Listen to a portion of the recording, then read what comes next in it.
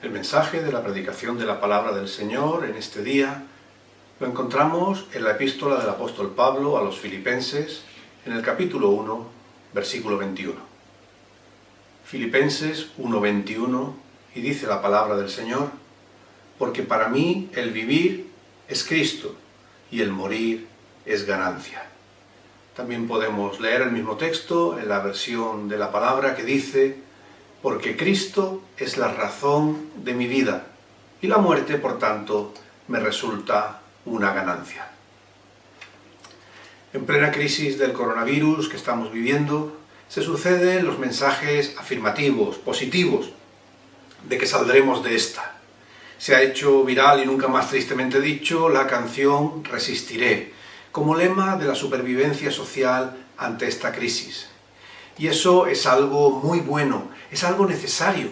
Necesitamos mantener el espíritu, la moral colectiva, de que vamos a salir adelante. Si no nos lo creyéramos, sería insoportable el confinamiento y se agudizarían los casos de desacato de la norma y, por tanto, el riesgo de contagio. La esperanza auténtica solo se mantiene si se fundamenta sobre una verdad. Saldremos de esta situación, con la ayuda de todos y, por encima de todo, confiados en la misericordia y provisión del Señor. Pero hay una parte de la historia que no contamos siempre, aunque la sabemos. No necesariamente por engañar o manipular el ánimo colectivo, sino porque necesitamos creer en lo mejor para poder seguir avanzando. La esperanza debe construirse sobre lo positivo, lo accesible, lo que nos lleva a una situación mejor de la que tenemos. Y esa otra parte de la realidad que debemos recordar es que la gente también está muriendo en esta crisis. Y lo que es más duro, la gente que se está muriendo tiene cara y nombre conocido para nosotros. En un mundo donde la muerte está habitualmente en primera plana de las noticias, pensábamos que ya estábamos inmunizados, porque, pobres, eran sirios en una guerra civil, o pakistaníes en un ataque suicida talibán, o narcos que ajustaban cuentas en México. Hasta los muchos muertos en China o Italia nos preocupaban, claro que sí, pero eran personas anónimas en una macabra estadística de fallecidos por el coronavirus. Pero ahora los fallecidos tienen nombre y cara para nosotros, porque los conocemos, porque son de la familia, o compañeros de trabajo, o familiares de conocidos. La muerte parece más real ahora como experiencia personal y no solo como realidad colectiva. El pasado lunes falleció un buen amigo. Es cierto que le acompañaban más años de los que aparentaba, y su salud estaba más castigada de lo que su cuidado personal a lo largo de su vida habría merecido. Le pilló el coronavirus y murió solo en el hospital de un infarto. Le falló el corazón, que sin duda era lo más grande que tenía. Después han sido otros los fallecidos, familia de conocidos y allegados. Lo cierto es que la gente tiene miedo, está asustada en esta situación. Los más jóvenes quizás lo miran aún con algo de distancia, pero a partir de una mediana edad percibes una preocupación seria en muchos, pensando probablemente en sus mayores, que son una diana de riesgo alta, pero incluso ellos mismos hablan de sí como que están cerca del grupo de riesgo. Yo estoy en la lista, y lo dicen con intranquilidad. Muchos, incluso siendo creyentes convencidos, miran con recelo lo que un contagio podría suponerles.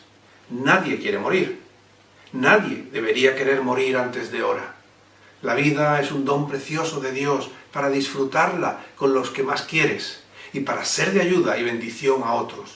Una cosa es estar preparados para afrontar la muerte y otra cosa es desearla.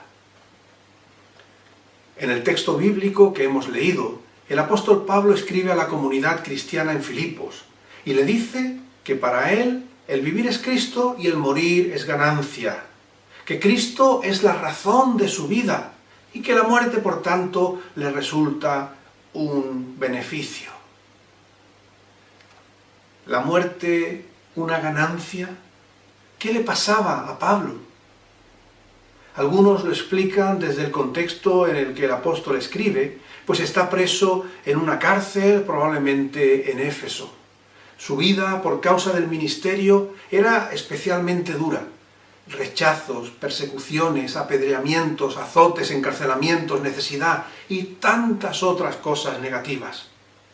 Llega un punto en el que uno dice que ya está bien.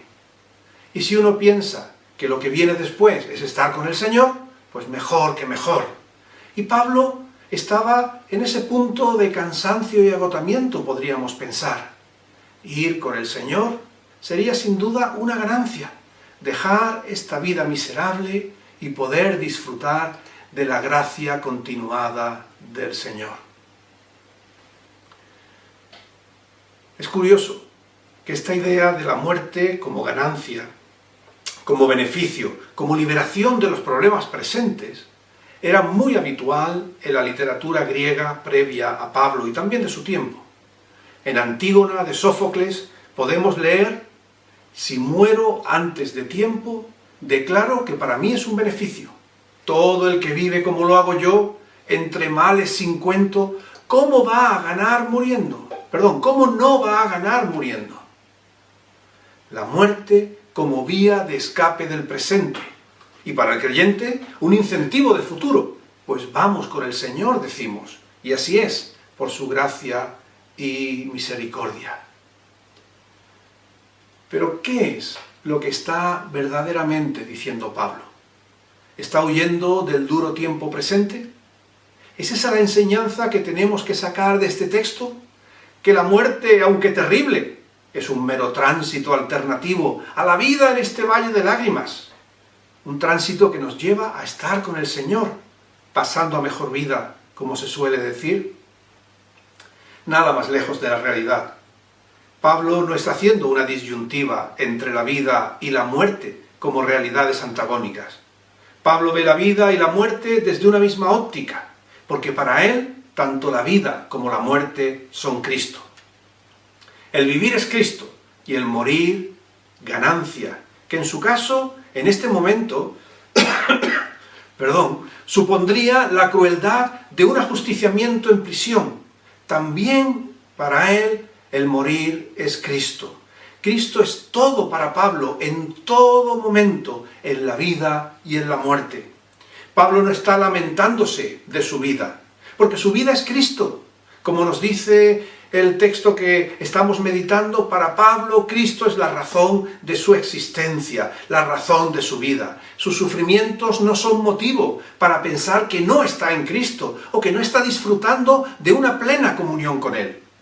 En esta misma epístola a los Filipenses, Pablo dice: a fin de conocerle, a Cristo, y el poder de su resurrección, y la participación de sus padecimientos, llegando a ser semejante a Él en su muerte. Vivir para Pablo es arriesgarse a morir por la obra de Cristo. Pablo ni vive ni muere pensando en su propio bienestar, sino en que Cristo sea enaltecido. En el capítulo 1, versículo 20 nos ha dicho que antes bien, con toda confianza, como siempre, ahora también será magnificado, glorificado, exaltado Cristo en mi cuerpo, o por vida o por muerte. Morir es ganancia solo cuando practicamos ese amor cruciforme, cuando nos entregamos en amor y servicio a Dios y al prójimo, no pensando únicamente en nuestro bienestar, en los bienes materiales, en el placer, en el estatus, cuando Cristo es glorificado en nuestras vidas. Solo mirando a Cristo, viviendo para servirle, es para Pablo una ganancia su muerte. No hará nada para negar a Cristo.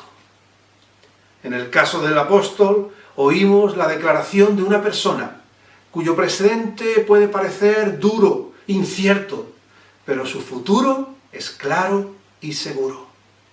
Pero ese futuro solo es claro y seguro porque en su vida Cristo es la razón de su existencia.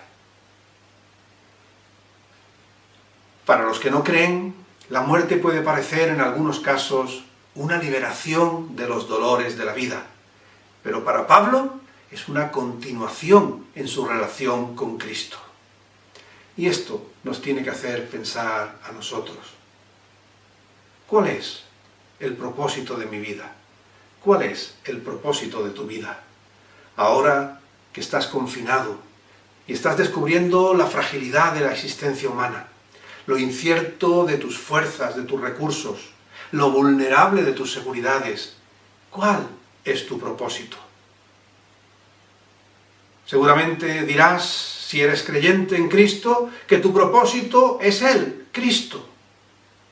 Pero aún y así, necesitas preguntarte qué significa Cristo de manera práctica en tu vida, en tu realidad cotidiana. Ahora que tienes tiempo, párate y piensa sobre tu vida. Te levantas cada día decidido a que en ese nuevo día Cristo sea reconocido y honrado en tu vida, en tu matrimonio, en tu familia, en tu trabajo. Cuando miras a tus anhelos, a tus ambiciones, a tu proyecto vital, ¿qué lugar ocupa el Señor en ellos? ¿Se siente glorificado por tu proceder, por tu manera de ser, por tu manera de relacionarte? Suma tu vida al proyecto de Dios para tu comunidad, para nuestra ciudad, para nuestro país, para nuestro mundo. ¿O solo te esfuerzas para que sume para ti? ¿Le dedicas tiempo, talento, esfuerzo prioritario? ¿O le das lo que puedes cuando ya te has ocupado de lo tuyo? ¿Qué significaba para Pablo afirmar a Cristo como la razón de su vida? En Filipenses 2, del 6 al 11, en ese precioso himno cristológico, el apóstol nos dice que Cristo es Dios hecho hombre, humillado, sacrificado, dejándolo todo, entregándose por obediencia al Padre hasta la muerte y muerte de cruz, y entregándose por amor a la humanidad. ¿Es esa la razón de tu vida? ¿Obedecer a Dios hasta las últimas consecuencias? ¿Amar a tu prójimo, aunque te cueste tiempo, esfuerzo, dinero, energía? En muchas ocasiones tenemos que reconocer que Dios es la razón de nuestras vidas cuando no nos cuesta, cuando no nos pide, cuando no molesta. Es una parte más de nuestras vidas, pero no la razón por la que vivimos. Es como el refrán de que nos acordamos de Santa Bárbara solo cuando truena. Y muchas veces solo nos acordamos de Dios para pedirle, cuando estamos angustiados, cuando no podemos más, y no nos acordamos tanto para servirle. ¿Estás dispuesto a considerar tu carrera profesional, tu trabajo, como una basura por conocer a Cristo? ¿Estás dispuesto a dejarlo todo para vivir como Cristo? En Filipenses 3, 7 y 8 leemos: pero cuantas cosas eran para mi ganancia, las he estimado como pérdida por amor de Cristo. Y ciertamente aún estimo todas las cosas como pérdida por la excelencia del conocimiento de Cristo Jesús, mi Señor, por amor del cual lo he perdido todo y lo tengo por basura, para ganar a Cristo. Quizás piensas que esto es muy radical, pero así fue el llamamiento de Jesús a nuestras vidas: a tomar su cruz cada día, a perder la vida para ganarla. Esa es la esencia del Evangelio. Quizás estabas esperando una palabra amable, de consuelo, de fortaleza en estos momentos de angustia. Y así las debes recibir, las que ahora has escuchado. Porque cuanto más sea Cristo la razón de nuestras vidas, entonces tendremos victoria. Solamente haciéndole tu razón de vivir podrás sobrellevar el coronavirus y cualquier otra adversidad que te pueda venir en la vida. Porque Cristo es el Hijo del Dios Todopoderoso, que ha dado su vida para que tú puedas tener una vida abundante y una vida eterna con Él. Este no es un tiempo de descanso o un tiempo muerto en el partido. La vida sigue con todas sus circunstancias buenas y malas. Y tú tienes a Cristo ofreciendo propósito y sentido para la vida y la muerte. Decíamos la semana pasada que este tiempo de crisis es un tiempo de oportunidad para crecer espiritualmente. Si alguna vez te sumas a las palabras de Pablo, pensando que el morir es ganancia, porque eso significa estar con Cristo, recuerda que Pablo no está hablando de una vía de escape del presente, sino el reconocimiento de que se culmina lo que ya está haciendo en vida, tener a Cristo como la razón de su vivir. Empezábamos hablando de que estamos todos apuntados a la esperanza, a que venceremos a este virus. Y la palabra del Señor nos ha ofrecido hoy un camino a la victoria, en la vida y en la muerte, que es tener a Cristo como nuestra razón de vivir. Solo así podremos decir que el morir es ganancia. No porque estamos escapando de una vida insatisfactoria, no porque el miedo nos ha superado, sino porque Cristo lo significa todo para nosotros. Así que, queridos hermanos, queridos amigos, hagamos de Cristo nuestra razón de vivir. Hagamos de Él nuestro todo, porque ahí hay bendición, en el presente, en la vida que nos queda y para la eternidad. Amén.